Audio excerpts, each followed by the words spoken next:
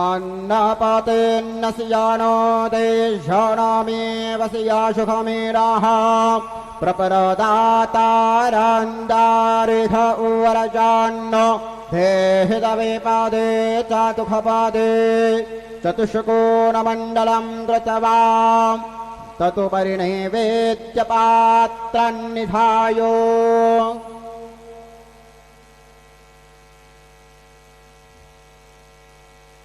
गायत्रीमन्त्रेण पात्रान् सम्प्रोक्ष्य धेनवाः अमृते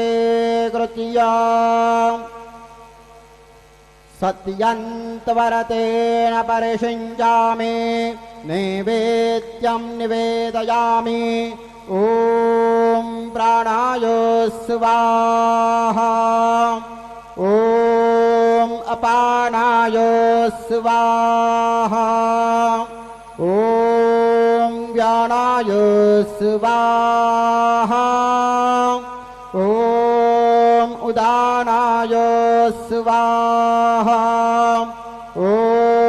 समानाय स्वाहा ॐ ब्रह्मणे नमः नैवेद्यमध्ये पानीयं समर्पयामि पुनर्नैवेद्यं निवेदयामि ॐ प्राणाय स्वाहा ॐ अपानाय स्वाहा ॐ व्यानाय स्वाहा ॐ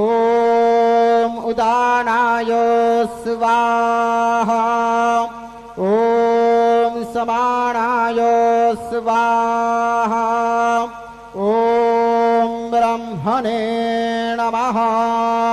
नैवेद्यं समर्पयामि हस्तप्रक्षालनं समर्पयामि मुखप्रक्षालनं समर्पयामि सद्गुरु साईनाथ देवताभ्यो नमः